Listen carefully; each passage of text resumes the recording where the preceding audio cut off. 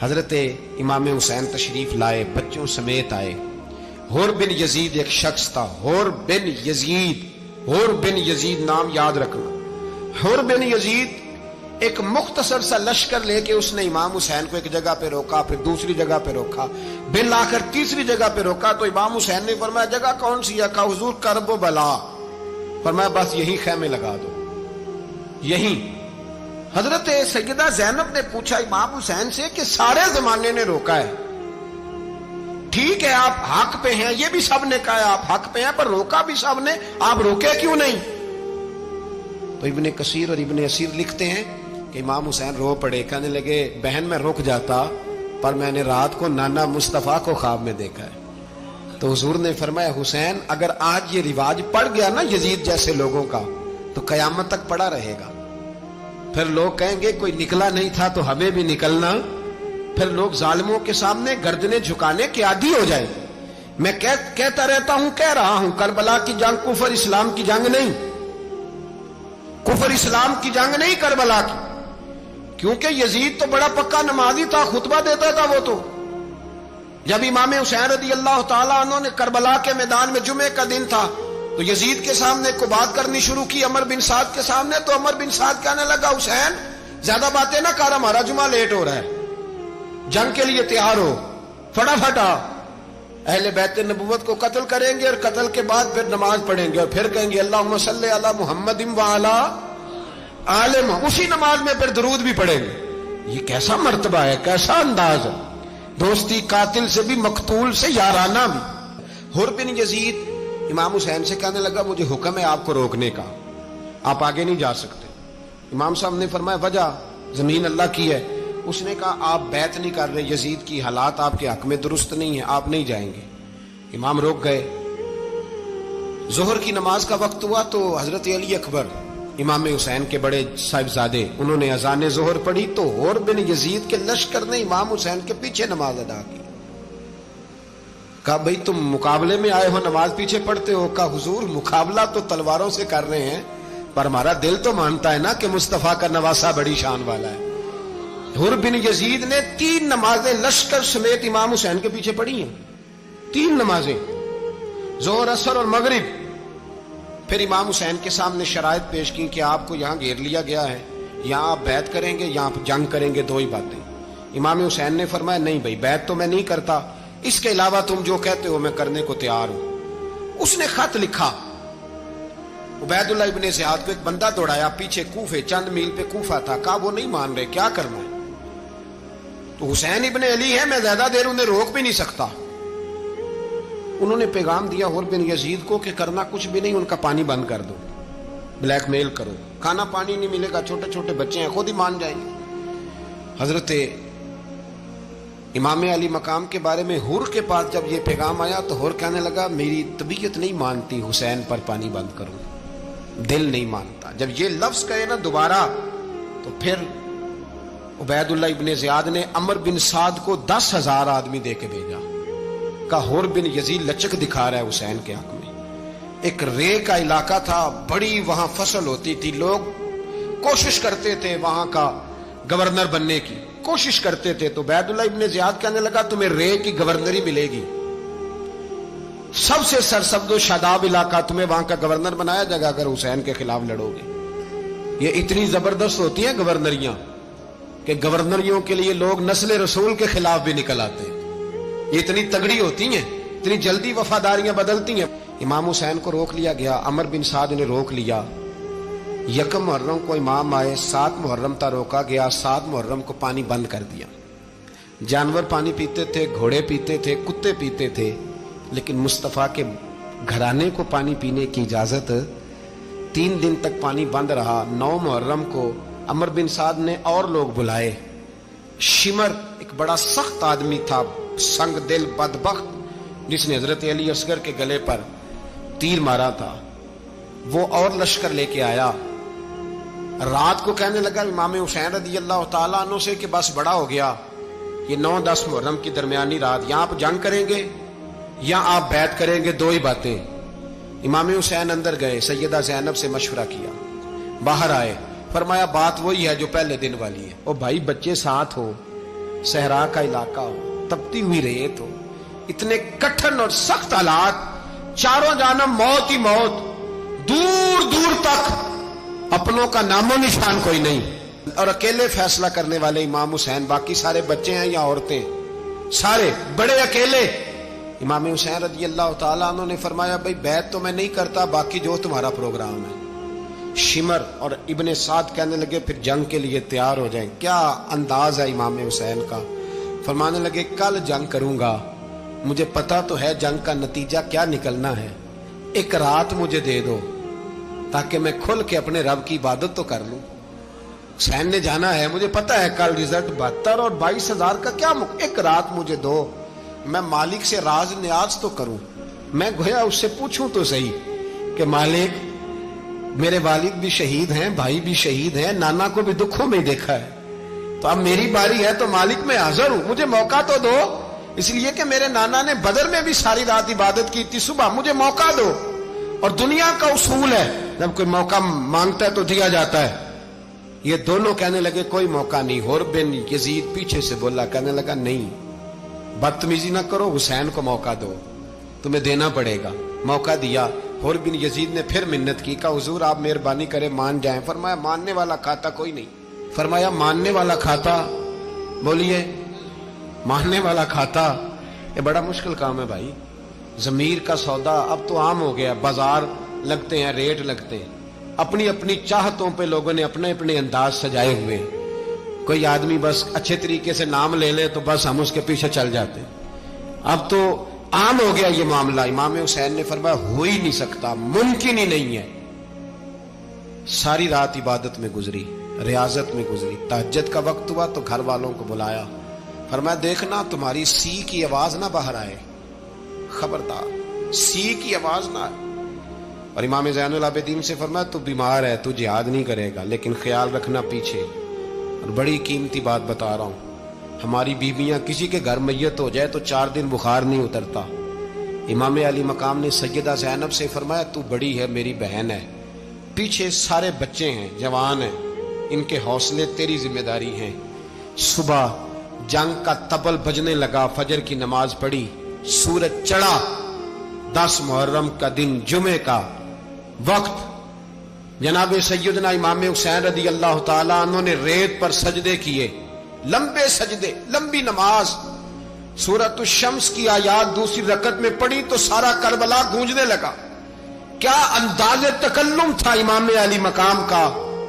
नमाज मुकम्मल हुई तो हुर बिन यजीद, अमर बिन साद और शीमर से कहने लगे वाकई हुसैन से लड़ोगे, पता नहीं कौन है। कुल्ला असालुकुम अलैहि अजरन, तुमने नहीं पढ़ा, इल्लल मवद्दत फिल कुर्बा, तुम्हारी आंखें बंद है। अल हसन वल हुसैन सय्यदु शबाब अहले जन्नह, तुम्हें नहीं पता। कहने लगा चुप कर, हुकूमत नजर आ रही है। और बिन यजीद कहने लगे फिर मेरा भी फैसला सुनो, मुझे हुकूमत नहीं चाहिए, मुझे जन्नत चाहिए, हुकूमत नहीं चाहिए। इमाम हुसैन की पहली फतह देखें, और बिन यजीद एड़ी लगा के ना यजीद के लश्कर से निकल के इमाम हुसैन के लश्कर में शामिल हो गया। और पहला शख्स जिसने इमाम हुसैन को रोका, इमाम हुसैन के नाम पर पहला सर भी इसी शख्स ने कटाया है। लेकिन यजीद की कब्र पे लानत भी कोई नहीं बरसाता, उसका महल था बहुत बड़ा। लेकिन जब लोग करबला में इमाम हुसैन को सलाम करने जाते हैं तो कदमों में हुर बिन यजीद का मजार भी बना हुआ है, उसको भी सलामी दी जाती है। और अब हम अकेला हुर बिन यजीद नहीं कहते, हम कहते हैं हुर बिन यजीद रज़ी अल्लाह ताला। अब हम इतनी ताजीम करते हैं उस हुर की। जनाबे इमाम हुसैन को मैदान में खड़ा किया गया, जिहाद का तबल बजा, पहले खुद्दाम आए। और सुन लो, आज वो पता नहीं बाजारी से लोग चढ़ गए स्टेजों पे, बाजारी से, ना चेहरे पे दाढ़ी है, ना सर पे कोई कपड़ा है, बाजारी लोग हैं, भाग रहे हैं, बाजू चढ़ाए हुए हैं, बटन खोले हुए हैं, तमाशा बना दिया। सुनने वालों का भी अल्लाह ही हाफिज है। वो स्टेज पे ये अहले बैत की शान बयान करता है, भाग के उधर जाता है, ये कोई तरीका है। सुनने वालों का भी अजीब अंदाज है, हर बंदे को सुनने बैठ जाते हैं। दीन मुहज्जब है, तहजीब वाला है, दलाइल रखता है, दीन वकार रखता है, ऐसे लोग अब दीन बयान करेंगे। हजरत सैयदना इमाम हुसैन रज़ी अल्लाह ताला अन्हु सुबह जब जिहाद का वक्त आया, पता है कौन कौन थे करबला में? इमाम हुसैन के साथ इमाम हुसैन के 4 भाई थे करबला में। کتنے؟ بول کے بتائیں۔ حضرت علی کے 4 بیٹے، عباس بن علی، جن کو حضرت عباس کہا جاتا ہے نا، علمدار، یہ حضرت علی کی دوسری زوجہ میں سے عباس بن علی بھی تھے اور ابو بکر بن علی بھی تھے، عمر بن علی بھی تھے، عثمان بن، یہ حضرت علی کے بچوں کے نام ہیں۔ یہ آپ کے شہزادے امام حسین کے ساتھ شہید ہوئے، ان کا نام صرف اس لیے نہیں لیا جاتا کہ ان کا نام خلفائے ثلاثہ کے نام پہ، حضرت علی نے اپنے یاروں کے نام پہ رکھا ہے تو تم نے کربلا کے میدان سے خارج کر دیا۔ یہ تینوں شہزادے حضرت جناب سیدنا امام حسین کے ساتھ تھے، یہ بھی شہید ہوئے۔ حضرت جناب زینب امام حسین کی سگی بہن ہے، ان کے 2 بچے تھے، اون و محمد۔ جب امام حسین میدان میں جانے لگے تو جناب زینب بچوں سے کہنے لگی نہ، پہلے بھائی نہیں جائے گا، پہلے بھانجے جائیں گے۔ 2 بچے شہید ہوئے۔ حضرت قاسم بن حسن امام حسن کے بیٹے تھے، وہ جب میدان میں جانے لگے تو امام حسین نے کہا نہیں بھائی تو نہیں جائے گا، تو میرے بھائی کی نشانی ہے، میں جاؤں گا۔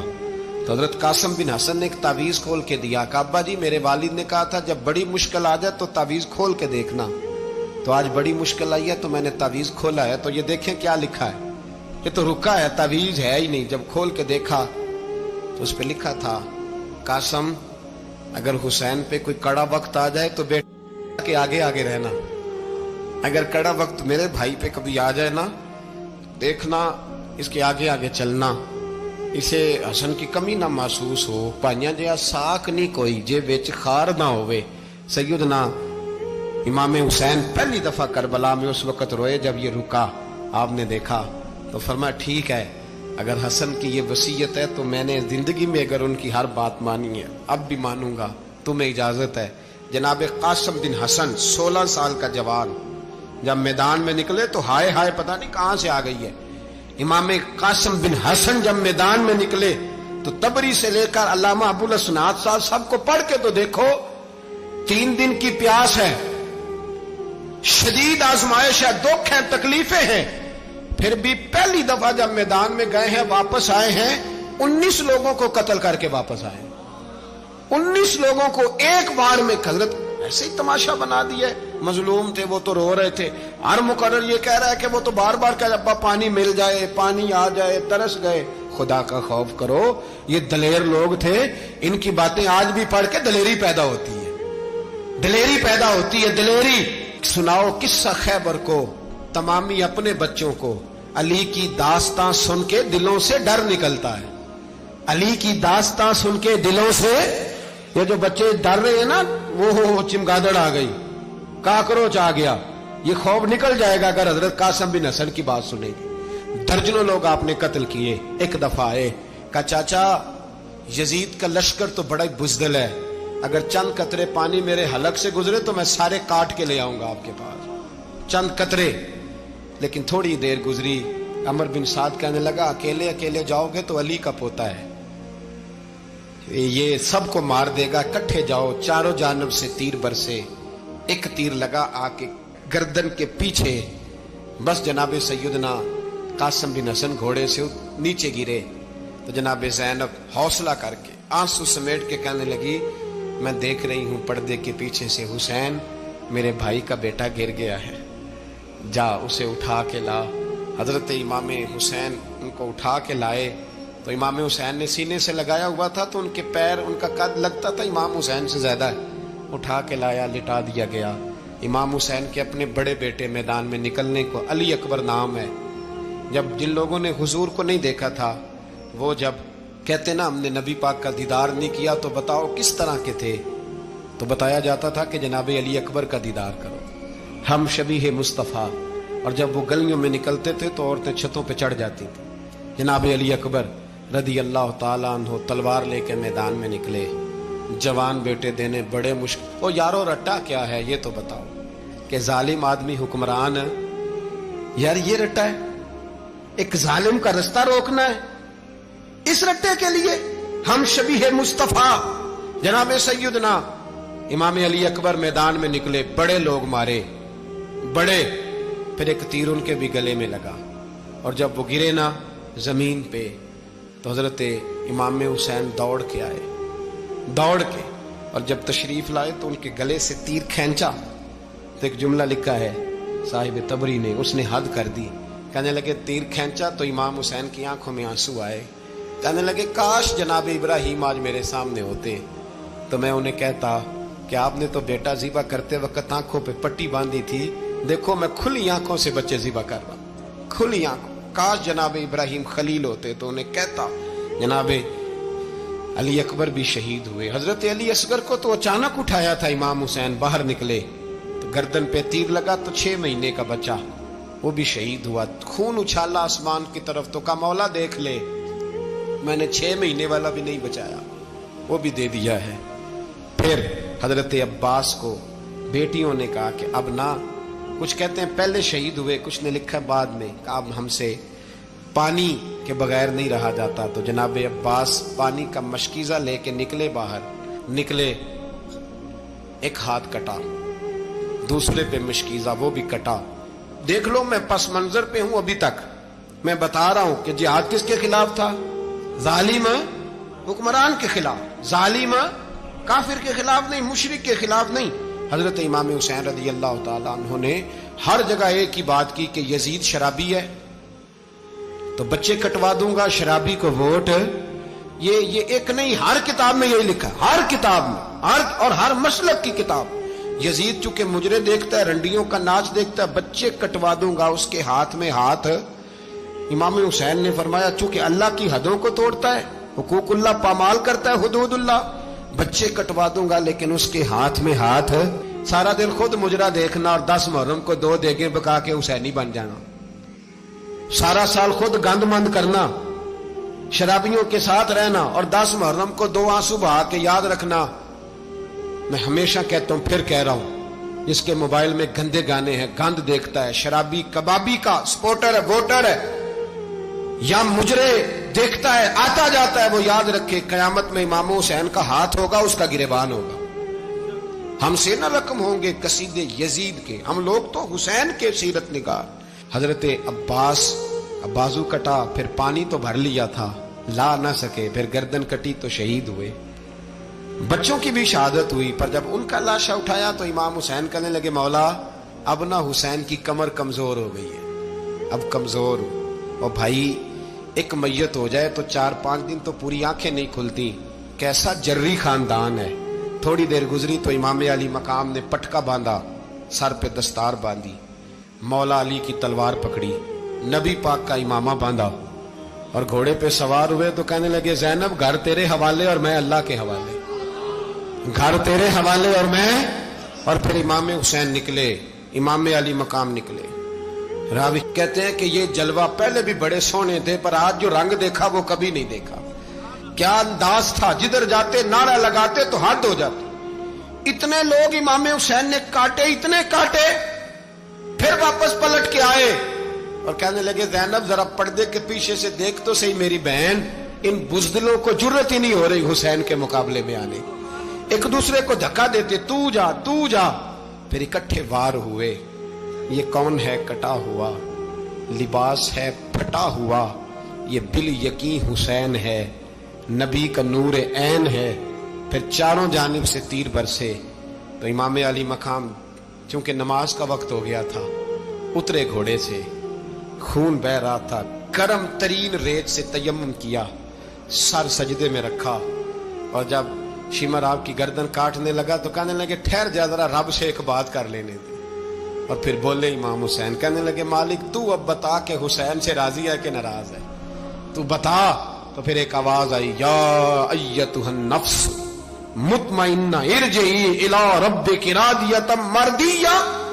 فرمایا نفس مطمئنہ واپس آ جا، تو اللہ سے راضی ہے، اللہ تجھ سے راضی. امام حسین وہاں شہید ہو گئے.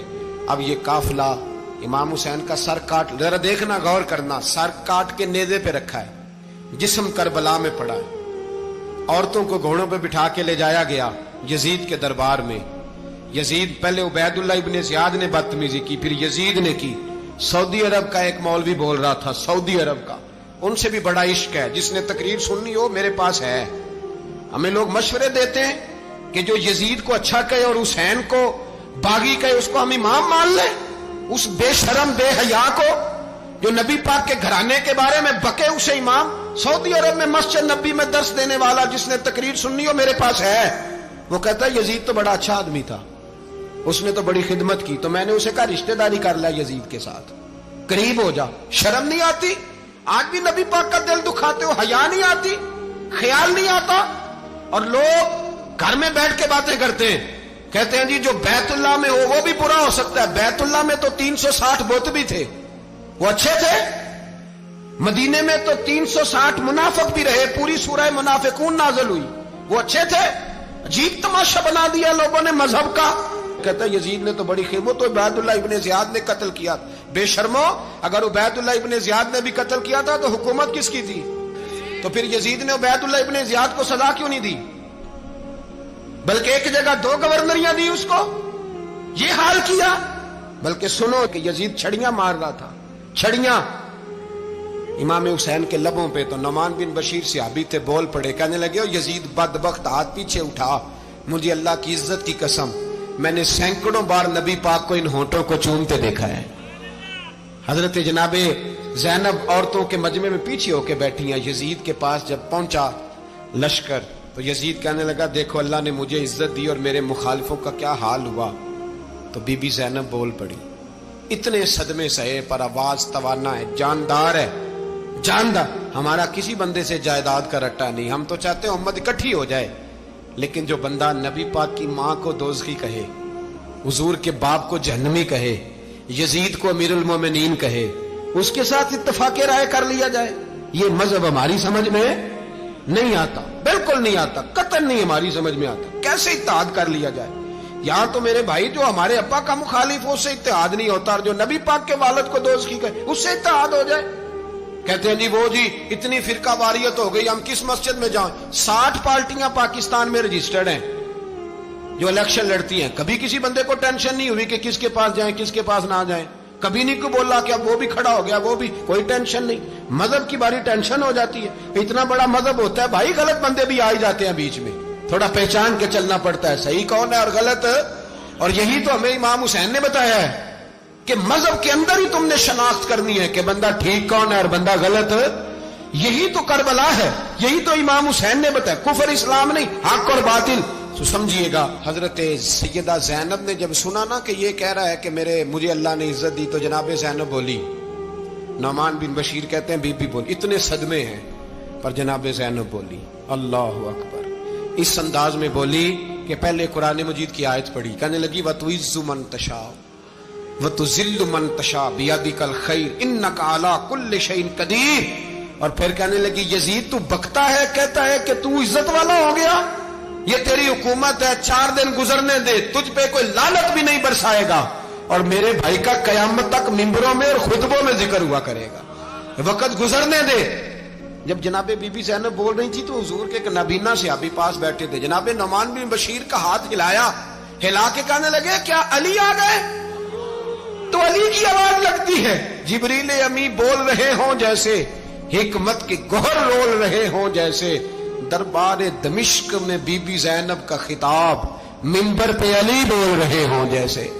میرے بھائی بس کربلا والا قافلہ تو مدینے پہنچ گیا, 3 سال یزید نے حکومت کی, شرابیں عام ہو گئی, مکے پہ حملہ ہوا, خانہ کعبہ کا غلاف جلا, مدینے پہ اس نے حملہ کیا, 3 دن مسجد نبوی میں اس نے گھوڑے باندھے, مسجد نبوی میں صحابہ کو نکال کے اپنا اس نے امام مقرر کیا, لیکن پھر امت نے اسے قبول نہ کیا, پھر وہ رسوا ہوا اور آج تک وہ رسوا ہے.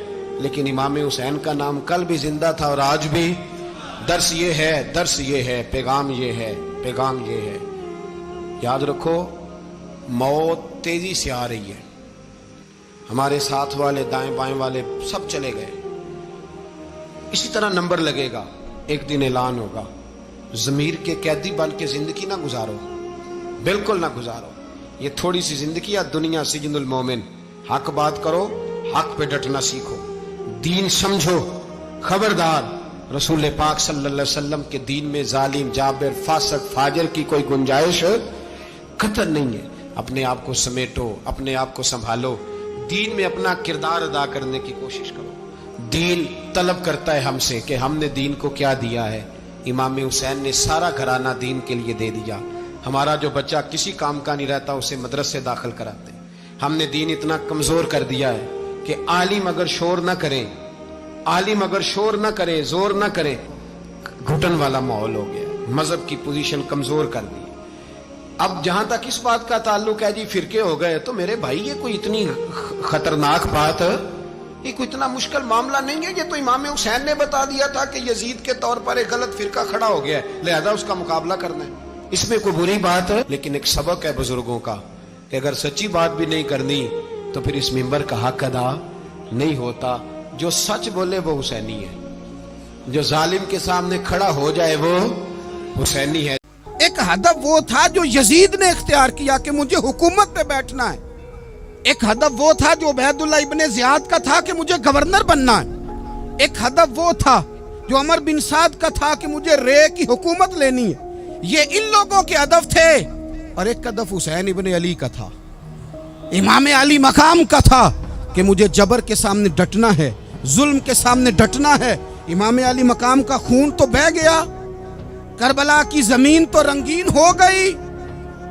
نہ عبید اللہ ابن زیاد کی گورنری بچی، نہ شمر کو حکومت ملی، نہ یزید کچھ کما سکا، نہ زیاد کا وہ ظلم رہا، نہ یزید کی وہ جفا رہی. جو رہا تو نام حسین کا، جو رہا تو